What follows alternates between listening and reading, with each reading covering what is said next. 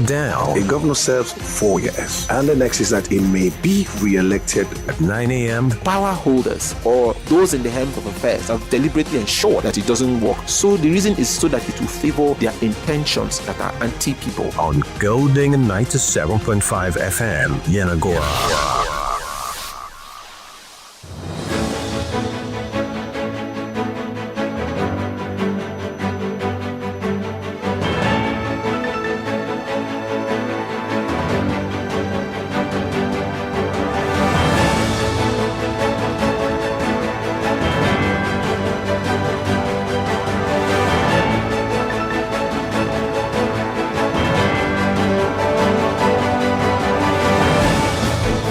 Hello, welcome to Let's Talk Nigeria on Golden 97.5 FM Yenagoa, the Gold Standard Radio, your trusted platform from intelligent conversations that inform, engage, and empower.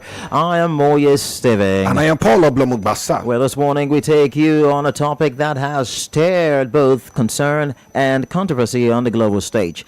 Now, recently, the United States of America issued a travel advisory warning to its citizens against visiting certain states in Nigeria, citing concerns over insecurity, crime, and safety risks. States such as Plateau, Jigawa, Kwara, Niger, and Taraba states were added to the do not travel list due to terrorism, crime, and kidnapping. But surprisingly, southern states that were added were or include Delta, Abia, Anambra, Bayelsa, Imo, Enugu, and Rivers, excluding Port Harcourt. So Rivers State was included, but Port Harcourt, the capital city, was excluded, were listed on the do not travel list, reflecting concerns around widespread criminal activity and unrest. As expected, this development has sparked widespread reactions from citizens, analysts, and government officials alike. However, the Nigerian government has strongly refuted these claims, insisting that the country or the security situation in the country is not as dire as portrayed and that Nigeria is stable. Now, according to officials, while challenges exist, as they do in many parts of the world, the advisory paints an exaggerated picture that does not accurately reflect the realities on the ground. Now, this divergence of views raises important questions. Is the U.S. simply exercising caution in protecting its citizens, or has it overstated the risks? And on the other hand, is Nigeria downplaying genuine concerns in a bid to protect its image and economic interests? Let's begin by understanding what a travel advisory really means.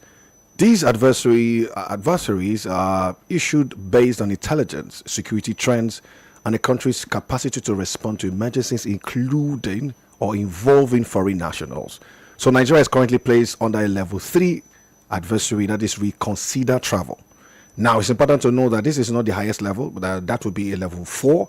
And that one means that do not travel at all, typically reserved for war zones. So Nigeria is not being classified alongside countries in active conflict, but clearly concerns remain. Now, this is reality versus perception.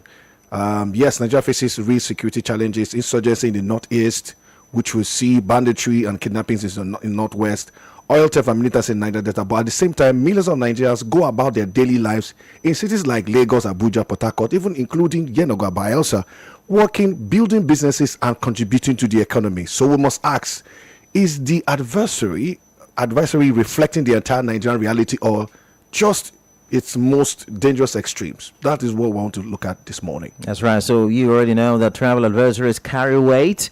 They influence international perception, affect tourism, and can even shape investment decisions. So for a country like Nigeria, rich in culture, resources, and opportunities, such narratives can have significant implications. But beyond the perception, there is also the issue of trust. Whose account should the global community believe? To help us unpack these issues, we are joined this morning by Mr. Forsprey Inea, the security expert whose insights will help us separate facts from fears and perception from reality. Good morning, sir, and thanks for joining us on the show this morning. Good morning. It's a pleasure to be here always. Well, at the heart of this conversation lies a deeper need to examine the facts and what is the real state of security in Nigeria today. Are there regional differences that make broad advisories misleading? And how should Nigeria respond in a way that that balances national pride with, honest introspection? So, listeners, this is a conversation that concerns all of us. Stay tuned, calling, and share your views when we ask the question, is the U.S. travel advisory factual or exaggerated? And what does it mean for Nigeria's image and reality? This is Let's Talk Nigeria.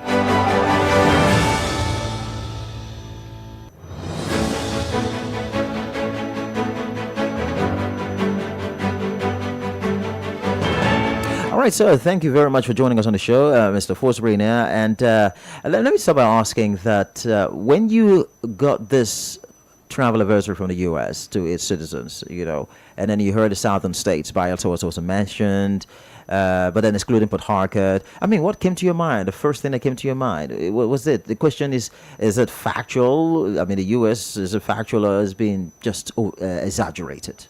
Yes, the issue needs critical thinking and also analytical wizardry to really understand why the American would issue the travel advisory.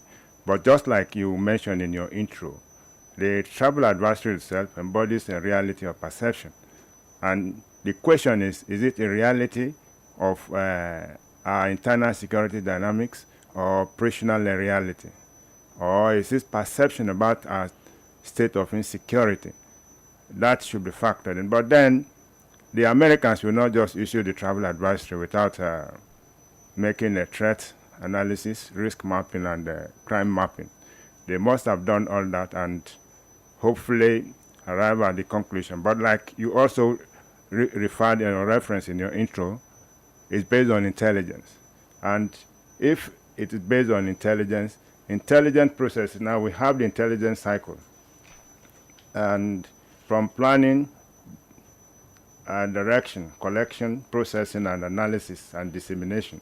These 6 stages cannot be foolproof.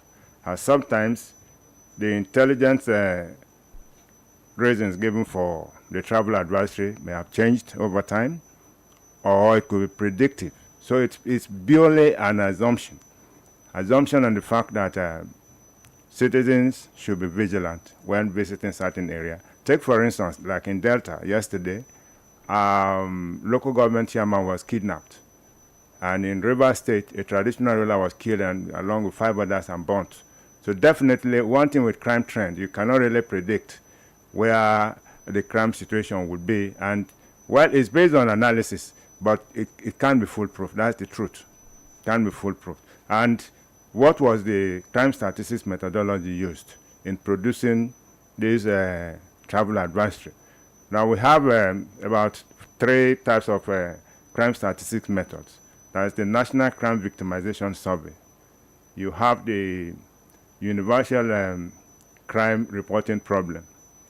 Then you have the National Incident Reporting, National Incident-Based Reporting.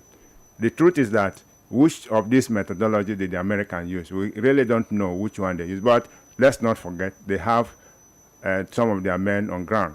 And in Maiduguri, the American soldiers assisting us. And what is the source of the intelligence? Is it tactical intelligence, strategic intelligence that produced this travel advisory? Or it's raw intelligence that are not been properly processed? And hopefully, if it's raw intelligence that are not been properly processed, then it could be exaggerated. That's the truth. And let's not forget what will be factual. Is it factual in the sense that is it a reflection of the situation we have in the country? Well, I think it's a reflection of the situation we have in the country. The president declared national state of emergency on internal security, November 26. And that was mere textbook declaration. Nothing had changed. We've not seen heightened operational dominance of operational areas. And from that point to this moment, recruitments of the police officers have been done. And one basic thing is that what are the internal contradictions, security contradictions we have in the state, in the country? One area is lack of coordination and cooperation among security personnel. And that is playing out. It played out on the 10th when the president visited this state. Soldiers and naval ratings there, exchanging blows there. While they were supposed to have a common purpose to protecting citizens and the president, making the event, the visit of the president smooth. But because of that lack of coordination and cooperation, they find themselves exchanging blows. So what are these internal contradictions? We will not get anywhere if we don't have good security assets too. Those are some of the Americans are not fools. They must have done their studies, and they have their CIA agents, even in the embassies and other places there. But is it a reflection? That is a question that begs for answer. It may not be a reflection of the real truth, but even as Nigerians too, we feel worried traveling, or even in our homes, we are not safe. So in that sense, it could be a bit a reflection of the reality of the security situation we have in the country. So I don't think it's exaggerated, and it may not be factual anyway, just as well. Okay, with what you've just said, it's a whole lot, because now they've put us on level 3. The adversary says it's level 3 at the time.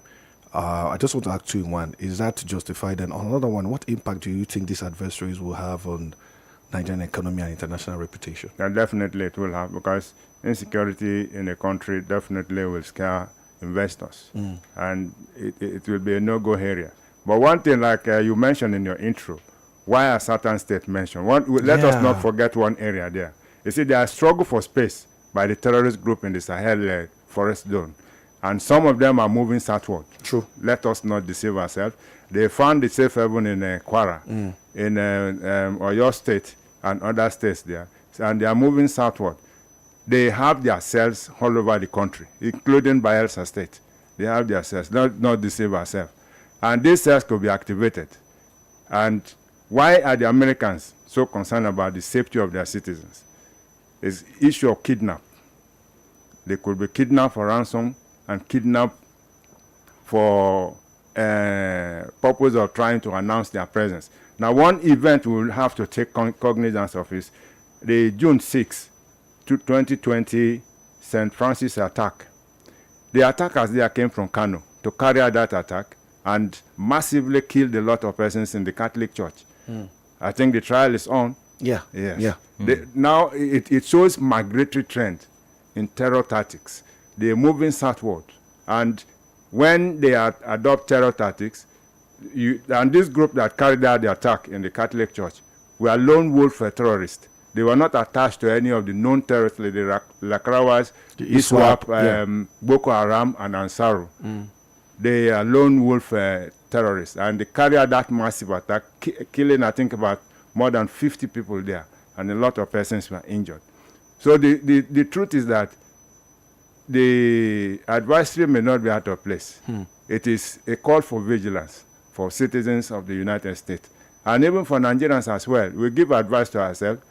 Don't go so place, or don't go so place there. Definitely, that is part of advisory on movement. And if you have reason to travel to certain places, definitely, or you move to certain places, you must exercise caution. That's what the travel advisory is all about. Because you know what, while you're saying this, I think a video emerged, I think last week, where a foreign national that was kidnapped by one of these terrorist group was demanding for, I think, about 500 million francs, I think an Ivorian or something, asking his government in French, was speaking French, that they should come help him out to save him from that. And when you see these things, it's like, okay, if this could happen to someone, a foreign national, that means our people have to be very, very careful. I'm sure that's the reason why they did that. Yeah, the travel advice is not out of place, and sometimes they look for foreigners to make good foreign exchange. I think they want dollars and foreign currencies there. Sometimes they do that. And one thing, let's get the evolution of crime. And these are realities we are confronted with. The armed robbery is a product of the Nigerian Civil War. It was after the Civil War, arms were not accounted for, and some of these ex-soldiers used arms to, our UNICE and the rest, with a naval rating there, used the arms for robbery. Then the militancy had introduced to us kidnapping. So these are realities we are faced with, and we just have to live with it. But one area we must be very concerned about is the role of non-state actors. The sub-state actors, we have to differentiate them because there are transnational state actors. Some are common, mostly the Fulani S-men are transnational non-state actors. And the Global Terror Index there have categorized Fulani S-men as terrorist group. Yeah. And they were even categorized as the fourth most deadliest terror group in the country, in the world. We have not taken cognizance of that fact and deal decisively with these issues. Here in Bayelsa State, we are confronted with this problem. Every day, they infiltrate farmland and destroy farmlands. We are still solving that problem. We've never been able to solve it. It's rather promises. Women will protest. One area we have failed to do is the route mapping. Why won't you have analysis of the route these people are assessing this state and do route analysis of the whole place so that you'll be able to understand why they're coming and intercept them? We've not been able to do that. So one area in security management there, we have failed woefully. We must admit that fact. Because you act in a terror fight, the whole country is a front line and it's a battlefield. There is no specified. We thought it was in the northeast, but the terrorists are very careful. They are migrating southward and establishing cells all over the place. One basic thing is that the military itself will need to re-examine its basing strategy. Now, basing strategy is the military bases we're having are really not solving the problem, and I'm happy the Chief of Defense Staff had highlighted one missing link in national security. Okay. And what he said in his budget defense at the National Assembly was that he pointed out that the policing component there is just damn too weak and that we need to fix the policing component. Soldiers will take over territories, and instead of the police filling that void and the gap there and allow the soldiers to move forward, the soldiers will have to take the territory there and stay put there. It depletes and affects the strength of the military. And that was the message he put up there. But that is one area we need to really address. And what are the battle losses? Sometimes we make insinuation when senior military officer dies in battle. I believe we have to do battle audit. We are winning the battle and not winning the war. That is the problem we have. Like the recent killing of the Major General. No, it's not the first incident anyway. Brigadier General Brahma? Yeah. It's not the first incident. Other situations of that nature had happened. And when that happens, we believe, we're losing the battle. One area is this. What are the causations of battlefield death? Sometimes it could be as a result of operational error.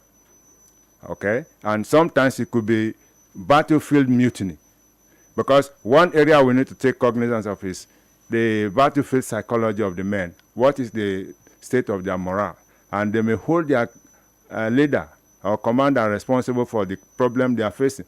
Soldiers in battle who had overstayed in battlefield suffers battle fatigue.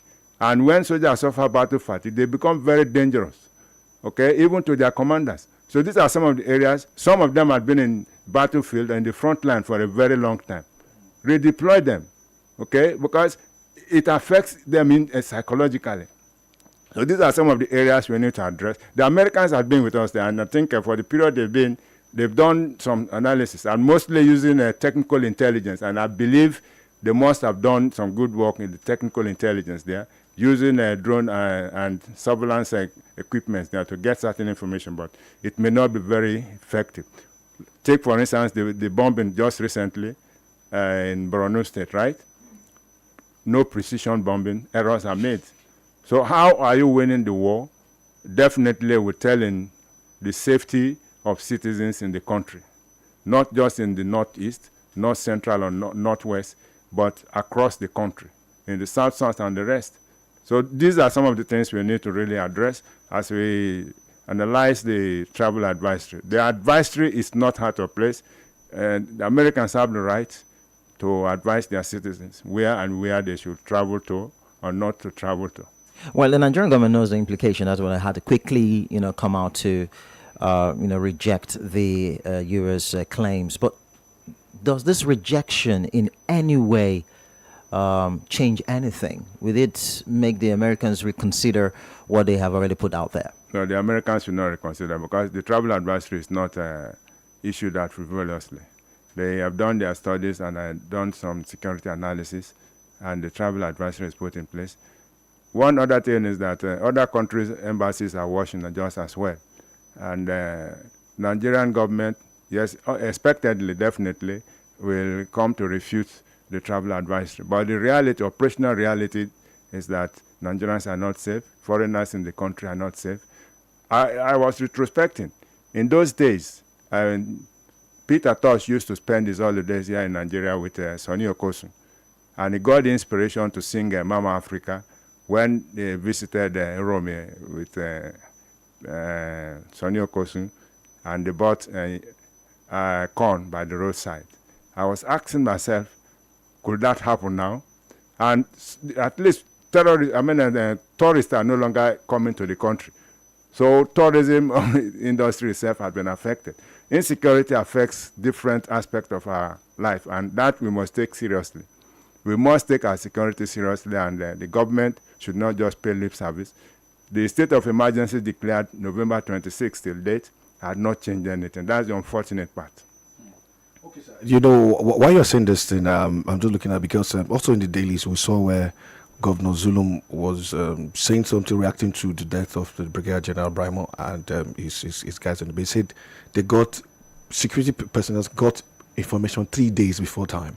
And you know, as a security expert, you already know that it's always the fact where when it has happened, you hear that we got information before the time, but nobody's acting on it, and security operatives and all that. What do you think we can do to better ensure that we have a safer border? Because you keep hearing information comes, intelligence comes, but we're not acting on them. Yes, it's unfortunate. And operationally, one basic thing is about response time. And when you've gotten information, the element of surprise is no longer there. You've gotten advantage of that, and you make the most of it. But unfortunately, sometimes these informations are dismissed, and they are not believed until they happen. And I have listened to the Defense Headquarters response that 4 other soldiers were killed with the general, with the Major General, Brigadier General. The question is that if the base was not taken and 4 military personnel were killed, then what happened that the commander himself was killed? Now, these are things they need to really investigate properly, because I suspect battlefield mutiny to have resulted in the death of the Brigadier General. And if that is the truth, then somebody has to be held accountable. One basic thing is that if the base was not overrun, or sometimes maybe the Brigadier General was leading from the front and unfortunately got hit by a bullet, that could be a possibility just as well. And if that was the situation, then it's unfortunate. But the truth is that sometimes informations are managed and the truth is not given to the public. And when we are faced with security issues, we need to really be very concerned with our security. Individually, collectively, and as a country, we are not feeling safe, and that is the reality of the situation. And no matter what we say, we may not agree with the Americans, but they have issued the travel advisory based on determinant factors known to them, and they are not sleeping, they are still monitoring it. So it's very unfortunate that we don't feel safe in the country, and we are in a state of emergency that is not yielding results. So before we open the phone lines, there's this particular question that really struck me, and the question is, why the exclusion of Port Harcourt? Bayelsa, Delta, Abia, Imo, Enugu, Rivers, excluding Port Harcourt. Well, Port Harcourt is in Rivers State, and excluding Port Harcourt, and well, that cannot be understood easily, because only those who issue the travel advisory will know why Port Harcourt is excluded. But I think that is a fundamental error. It's a fundamental error because There's crime rate, high crime rate in Port Harcourt. And if Rivers State is tagged a high-risk state like others in the travel advisory, then Port Harcourt should not be excluded. Also, just to say, it was in the news. I think 2 weeks ago, a particular business woman that was gummed down, things like that. Look how these issues come up on all that.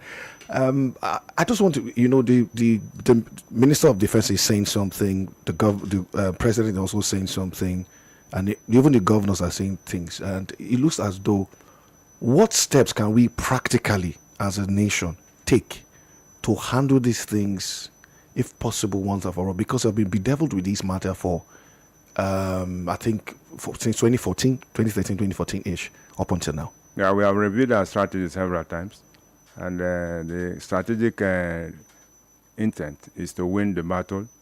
But it's one thing to have strategy in place and to have the men to execute the strategy in the battlefield. And most times, tactical flexibility sometimes allow military commanders in the battlefield to adopt their own strategy, peculiar to the challenges they are confronted with, the terrain and the rest. So what is the coordination between the field officers and their commanders in the offices? That's the whole thing. And our national security strategy has been reviewed. But what is the component part? Well, strategies most times are not revealed to the public, and we really may not know, but they've told us several times they have rejected the national security strategy. But what about the intelligence component? The intelligence component, is it collaborating or coordinating with take for instance, the accidental bombing, maybe as a result of intelligence given. How actionable was that intelligence when the strike took place? And they may have given coordinates of the location. And the pilot, the Air Force pilot, may have taken that coordinate and strike on that location only to discover the maybe innocent persons. So sometimes intelligence coordination with our field officers, it's one area that I think we need to address. And the policing component. The soldiers should be allowed to do their work, and the police should do their work. When a territory is taken, the police should take over the territory and allow the soldiers to move in further battle. One problem they have is that the military strength is being depleted. That is the truth, and they're overstretched. That's one problem we have, and with the poor security assets we have, we need to really up our game, and mostly the political class should allow the military to do their work, and believing that the military are professionals. One basic area is these are professionals in defense science. Defense science is not an all-comer affair, just like the police science. But sometimes politicians will tell you they know more than the military personnel and give instruction. It creates problem sometimes. And the commander intent is one general thing. What is the intent of the commander-in-chief? Is to win the war. And if that is the situation, then we must invest in military assets, invest in security assets for our security men to win the war. Okay, then, so let's open the phone lines now. The lines are 0707 747 1522, 0912 000 1975. Send a message on WhatsApp to the number 0912 0001975. Quickly, before we take the first call, sir, Nigeria rejected it or refuted and said, Nigeria is stable. So, in just a sentence, would you agree with the Nigerian government or disagree with the Nigerian government when it says Nigeria is stable regarding security? No, we have insecurity problem. Let's not shy away from it. And we've not been able to solve it all the way. Let's take a call now. Hello, good morning. We lost that now.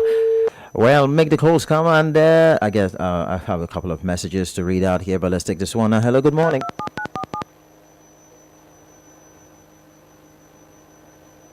Hello? Hello, good morning. Okay, well, I think we lost that again.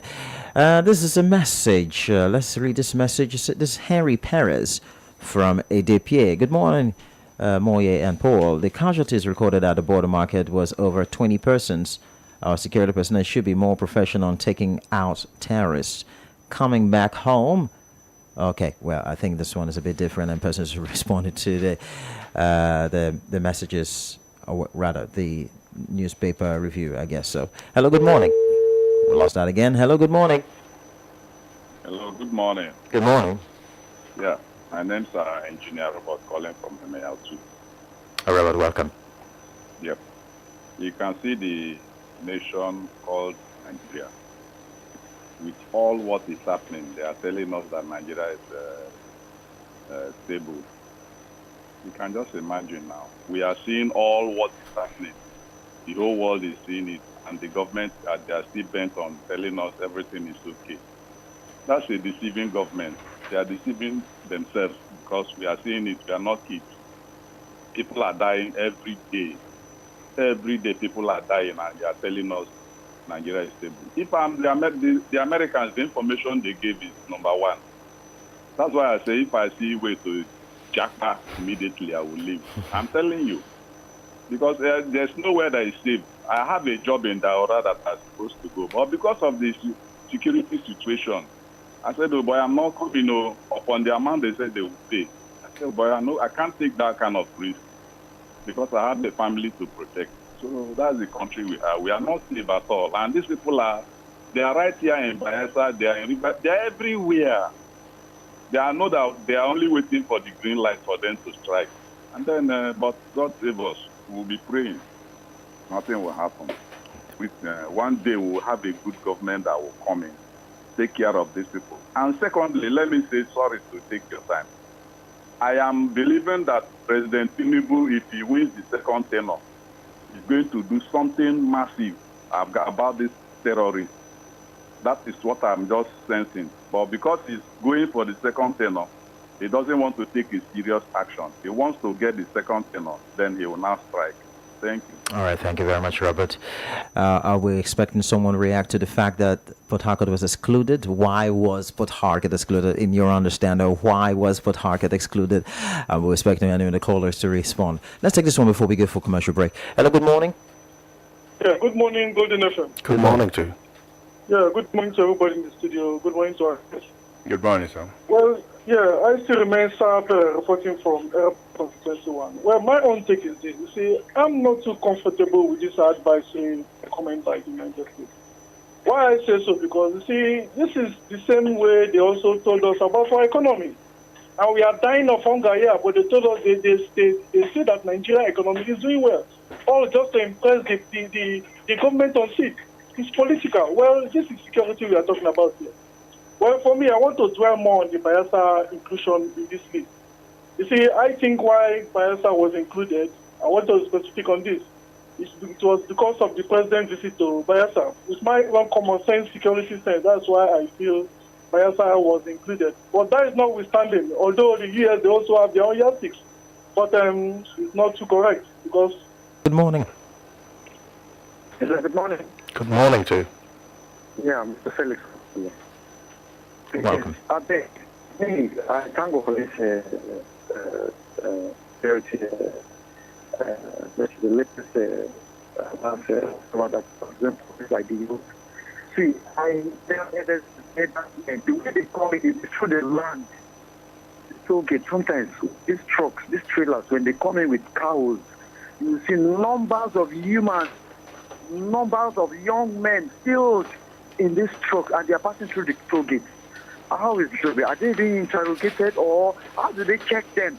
Because those numbers on these trucks coming in, but when we put Bayelsa is the most safest state. See, even me talking personally, I will not go to sleep because Bayelsa is the safest state. Go sleep close by two eyes and sleep. I don't pray for war or whatever. But we have Sorry. Security alarm, please. Thank you so much. Yeah, thank you very much. We should not go to sleep because it's safe. All right, thank you very much. Let's go for a commercial break. We'll be back in just a jiffy.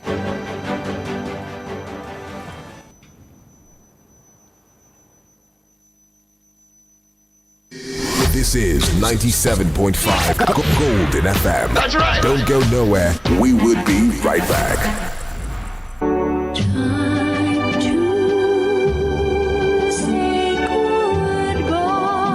The families of Bowman Ere of Ogbopinama and Peramobore Bowman Ere Ni Befa of Ebiladeama, both of Amasoma town in southern Ijaw local government area, Bayelsa State, with deep sorrow, announced the passing of their beloved daughter, sister, mother, grandmother, aunt, and matriarch, late Honorable Vivian Enyekenemu Ere. She passed on the 14th of February 2026 at the age of 63 after a prolonged illness. Late Honorable Vivian Enyekenemu Ere is survived by her children, grandchildren, brothers and sisters, uncles and aunts, cousins, nephews and nieces, and a host of relatives and associates. Funeral activities commence on Wednesday, 15th of April 2026, with a valedictory session in her honor at the Bayelsa State House of Assembly Chamber by 10 a.m. On Friday, 17th of April 2026, there will be a service of songs and tributes at the DSP Alamiasia Banquet Hall Government House, Yenagoa by 3 p.m. and the football match between Ere Family versus Amasoma All-Stars FC at the GSS Amasoma Field by 4 p.m. Final burial rites will take place on Saturday, 18th of April 2026. The body departs the Federal Medical Center Otuoke Mortuary in the morning and proceeds to Ogbopinama, Amasoma for a commendation service at the GSS Amasoma Field, followed by a traditional wake and interment. She will be greatly missed. Signed, Priye Dan Ere, Chief Mourner, Bodisoe A. Apreala, son, for the families.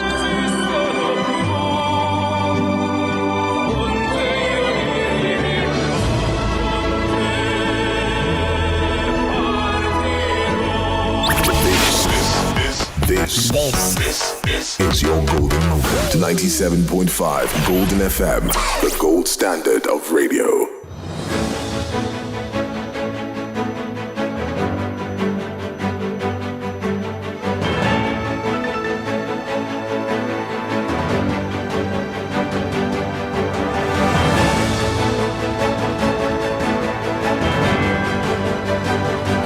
All right, welcome back to Let's Talk Nigeria right here on 97.5 Golden FM, and we are looking at a very, very critical, conversation here. The United States issued a travel advisory warning its citizens against visiting certain states in Nigeria, citing insecurity concerns. Crime and safety risks. And the Nigerian government, with some southern states, we included Delta, Abia, Anambra, Imo, Enugu and Rivers, excluding Port Harcourt. And, of course, northern states like Plateau, Jigawa, Kwara, Niger, Taraba states, we also added to do not travel list due to terrorism and crime and kidnapping and all of those criminal activities and unrest, as it were. But the Nigerian government has strongly refuted these claims, insisting that the security situation in Nigeria is not as there as portrayed, and that Nigeria is stable. We've had a very intelligent Mr. Forsberg, a security expert, who has given us insight to separate the facts from the fears and the perception from reality. We're back now. We want to open the phone lines for you to contribute, because we're going to be doing this till 10 o'clock, so it's going to be dedicated to your calls. Just keep it brief, as always. That's what we want. Keep it your contribution very brief, so that we can accommodate other callers as well. Let's take the call now. Hello, good morning. Welcome to the show. Hello, good morning. Good morning. My name remains Owe, calling from Sabagria. Welcome. U.S. Their security issue is. You see, America is a country that is policing the whole world. What is happening? You think they don't know? They know. Bayelsa should be one of the most. Let me just brief. The government want commission like the America share for there. Is it not proper for them to say don't come to Bayelsa? It's another blow to this our state, and people are saying we are this, we are that. So insecurity is everywhere. Even they can even include more. I might take. We are not secured. When you don't have light, are you secured? Our investors will come to, they will travel to your state when there is no light. Thank you very much. All right, thank you very much. Away. Hello, good morning. Good morning, Dr. Moyo Steve. Good morning. Pogba. And good morning to your guest in the studio. Good morning, sir. My name is Comrade Abraham Nelson. I'm calling from Tumblr, Pajama. Talking about insecurity, I think our government not being sincere to Nigerians. When the U.S. give a positive report about Nigeria, you see them celebrating and confirming that in the media. But once the U.S. gives a negative report about Nigeria, you see them condemning it and talking about they are in charge, that everything is going well. So Nigerians are seeing what is on ground. And talking about why the U.S. had to exempt River State and... No, River State had to exempt or exclude Port Harcourt. River State was mentioned, but only Port Harcourt was excluded. If River State was mentioned and Port Harcourt was excluded, that means directly or indirectly Port Harcourt is involved, because anything that migrates from maybe some another local government from River State can also get to Port Harcourt. True or false? Well, that's your opinion. Well, but the Americans think that Port Harcourt will be saved and that their people can travel to Port Harcourt. Yeah, I understand what you're saying. All right, but I think Bayelsa is peaceful. Bayelsa is peaceful. Okay. All right, then. Thank you. Appreciate that. So, so many persons, no one has actually given an answer to that. But let's take a message. Before the message. Hello. Good morning. Good morning, Moye, Doctor Moye. Good morning. Yes, my name is Apostle Eloise. I want to aim my own view. You see, security and the intelligence gathering is purely something that is not to be as a manship like that in the public. But there's one thing your guest said that I picked. He said sometimes our politicians, they will not allow this military and these our security agents to do their work. Sometimes they will hijack it. Sometimes they want to be of help. Whereas this thing is purely their field. So until our politicians decide to let people just do their thing their own, I think that is when we get it better. But for now, I think we are not getting it. We are not. Until we give them that independence to do this job. But the security is and intelligence is their field. That is their specialization. Until we give them this thing, be independent and handle this thing, that is when we get it. For now, this is the hijack. Sometimes they will go, somebody will put call, somebody will say no. So I just did so. That's my own take of it. Thank you. Thank you very much. Appreciate you. Let's take a quick message. Harry Perez from Idipie.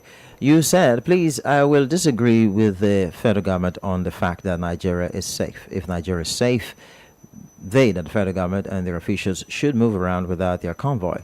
Nigeria is not safe. The federal government should be truthful for once. Bayelsa is also facing security concerns with the movement on unidentified persons through our toll gates, especially early in the morning and late in the night. I happened to encounter them on my way to work early in the morning at Glory Drive toll gate. Bayelsa State should start taking account of persons entering the state.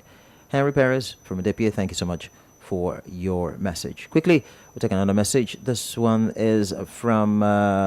you said, good morning, Paul and Moye and your guest. The truth is, PBAT is more interested in his desperation for second-term elections come 2027 than protection of lives and property.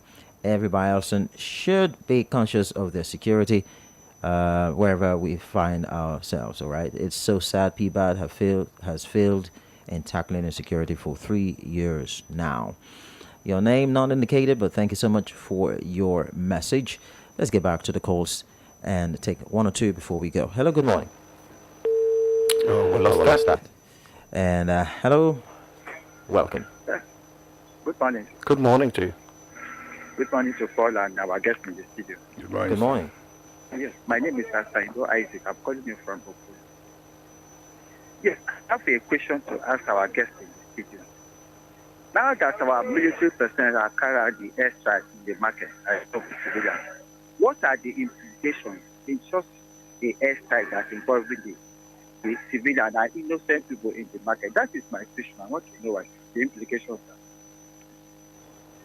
All right, then. Thank you very much. And that will probably be the last question for you as we round off. You just heard the last caller, but as you answer that question, we will also want you to give your final thoughts. Yeah, the tactically operational errors are bound to take place, and there are consequences anyway. Sometimes the pilots are court-martialed And that is after inquiry had been made that it's intentional or due to some factors. But the truth is that even the United States too make these errors. The jet is supersonic, and sometimes targets may be wrongly hit, and that is one area. So what the military should do is to investigate and know the cause of the bombing. Or was it faulty intelligence? It's another area. If it is as a result of faulty intelligence, then the pilot will not be blamed. If he was given the wrong coordinates, the pilot will not be blamed, and the blame should go elsewhere. Yes, my final thought on this discourse is that the Nigerian government reaction to the American travel advisory is mere damage control. And that is just the truth about it. And what if we are sincere with ourselves?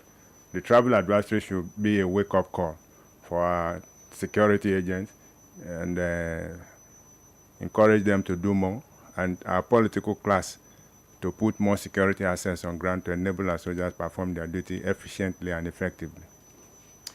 Thank you so much, Mr. Forsprey, a security expert, for coming around today to look at this issue. Yes, well, when the issue came broke last week, we thought it's important that we look at it. And of course, thank you so much for giving us your insight. And as we go, Engineer Dianimo, I see you, is the Nigerian government will continue to refute such security information in the sense that if Nigeria was truly insecure, how could Nigeria civilians overcrowd a visiting president like in the case of Bayelsa State?